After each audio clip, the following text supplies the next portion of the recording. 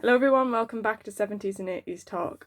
As my last video, I said that I was keeping up with the Billy Idol theme, and today I'm going to be reviewing his album Kings and Queens of the Underground.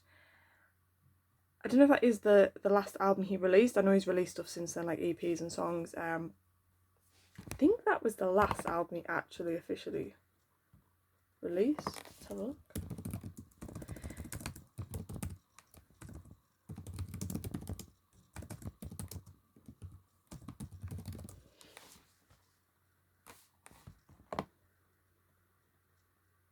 Yeah. For some reason I always had in my head that it was 2015, but it was actually 2014 it was released. I don't know if it's maybe I just found it in 2015. Yeah, so it was released on the 17th of October 2014, so actually it's going to be 10 years this year. The last album before that was 2005. It reached number 34 on the Billboard 200. It became Idol's highest debuting album to date, which I found really surprising actually. And it reached 35 in the UK albums. So this album, I always have mentioned it in reviews. I mention it to people when I talk to people about music. I think it's a brilliant album. I think it's a brilliant modern album. I love every single song on it. I've listened to them for years. They're very well written, but I'll go into more detail as I review it. So number one is Bitter Pill. I hadn't heard this in a while, so it was really nice to listen to it again. It just gives you a really good feeling when you listen to it. He's talking about his motorbike accident, I think, in this one. I think he's talked about it in interviews before. It's such a good song, and I really love the song. Like I said, I do listen to these songs all the time, but sometimes some time does go where I don't listen to certain ones, and that was the case with this one. It's a good one to sing along to. The guitar is really loud. It's a fresh and vibrant sound. Billy's vocals are smooth and really cool. The lyrics are really good, very well written, and that goes for all these songs on here actually, I think. That YIL scream that he does, brilliant, really great in the song. The guitar solo, we have, and then Billy comes wading in with vocals, which are superb. So number two, Can't Break Me Down. Again, I love this one. It's such a punchy, quick-paced song. Billy's vocals are so clear, so you can easily pick up on those lyrics and sing along. There's flashes of guitars in there that work really well. Then the intenseness rises in the chorus. It slows down a bit after that, which adds more variation in the song, which is a good thing. Billy's vocals are just great. They really are. So number three is Save Me Now. I've got a music video with this one. Yeah, I love watching the video when you get Steve walking out of the confession box. It's such a strong start to the song, those Halloween bits of guitar with the quick jabs of guitar in there as well. It's again catchy song, easy to pick up on those lyrics. The drums are fairly consistent, but that provides a nice backdrop for everything else. Number four is One Breath Away. It's slower, but then it rises, and Billy's vocals are perfect in this, and everything else just surrounds those vocals. You can hear the bass more in this one. Again, it's very well written.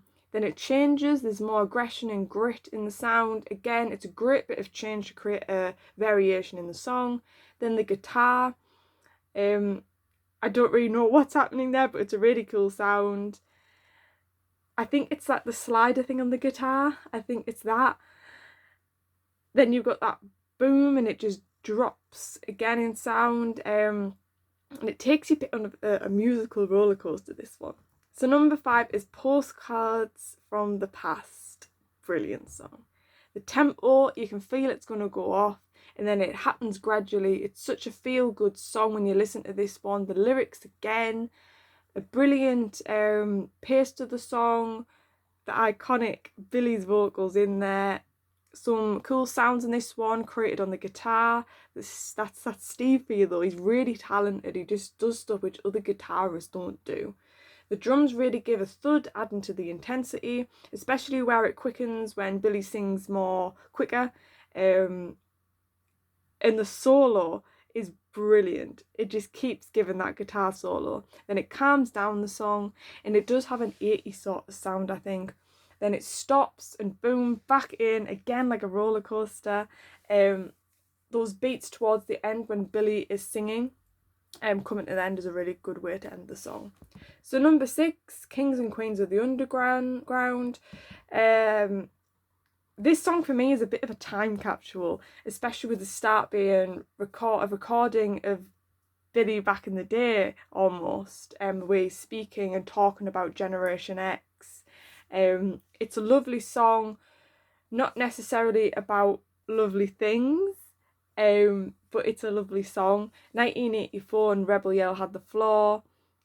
I Touch You With My Eyes Without a Face, I Was Hot in the City, which are all hits of Billy Idol's. So to put them in a song and to be able to have that span of a music career, to then create a song which includes all of the names of your hits, isn't it a great achievement? It really is when you think about it.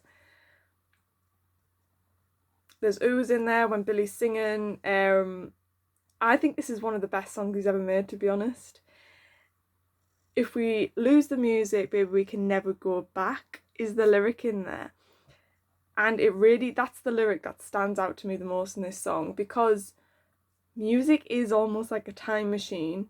In different ways, you can listen to a song and it can take you back to a specific time when you were experiencing something, or for me, not being around those times, I can listen to those songs and it's almost like I'm there, but I'm not.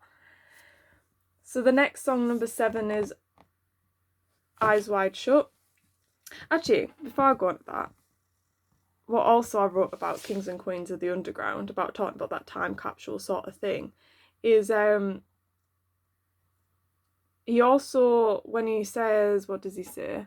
We can never go back. So it's almost like without those songs, we can't ever go back to those times. Those times are lost. So it is really key that all this music just keeps being alive and it gets passed on to generation, which I think it needs to happen, because this music can't be lost. I know this is a 2014 album, but just these artists aren't like the artists now. So number 7 is Eyes Wide Shut.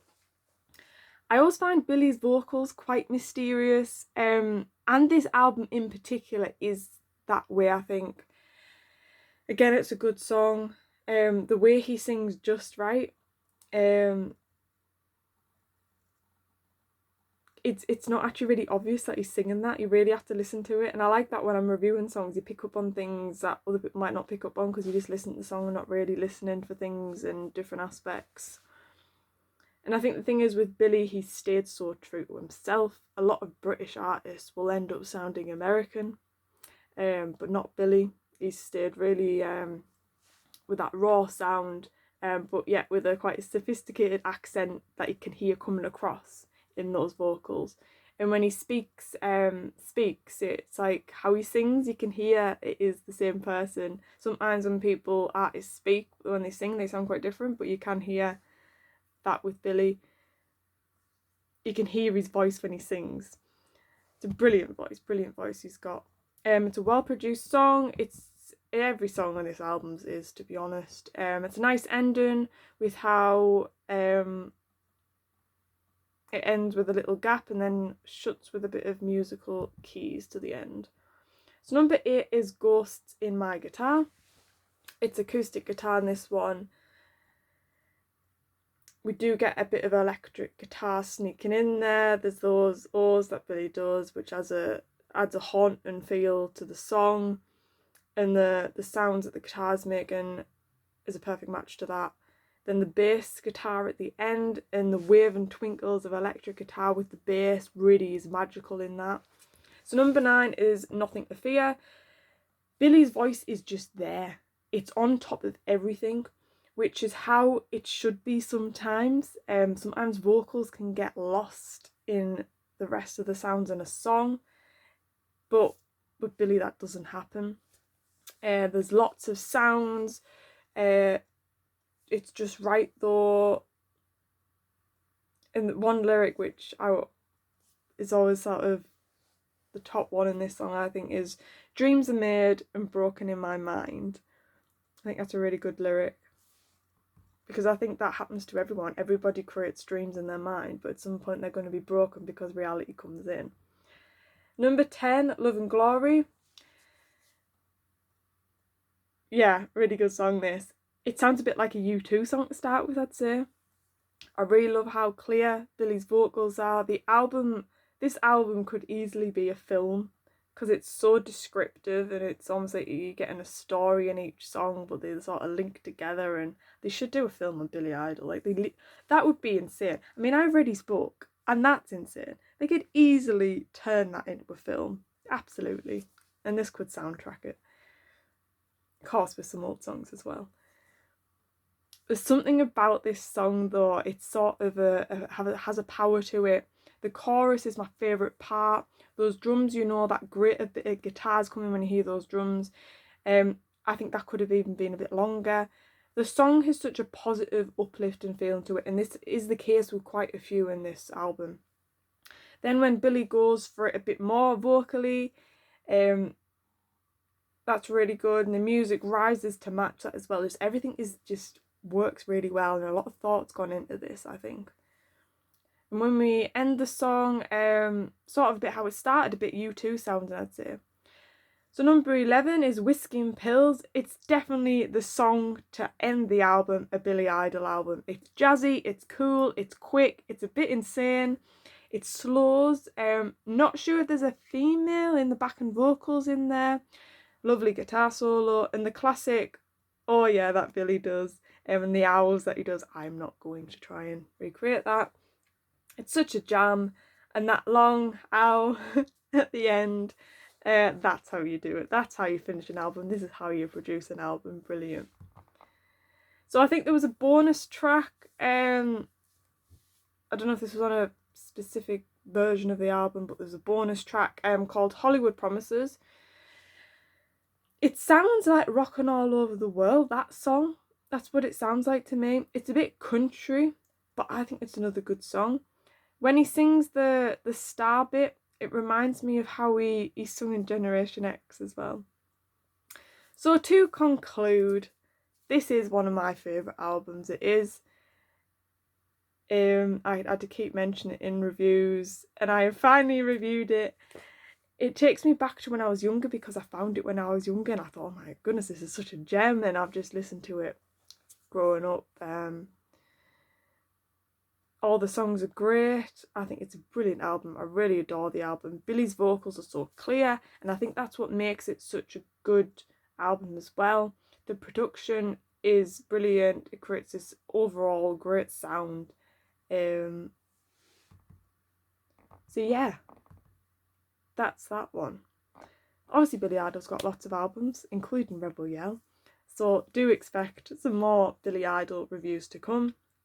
If you've got any ones in particular that you want me to review, put them in the comments, because I'll review any of these albums, to be honest. So yeah, thank you for watching, everyone. Take care. Go and listen to some Rebel Yell with it being the 40th anniversary. Bye.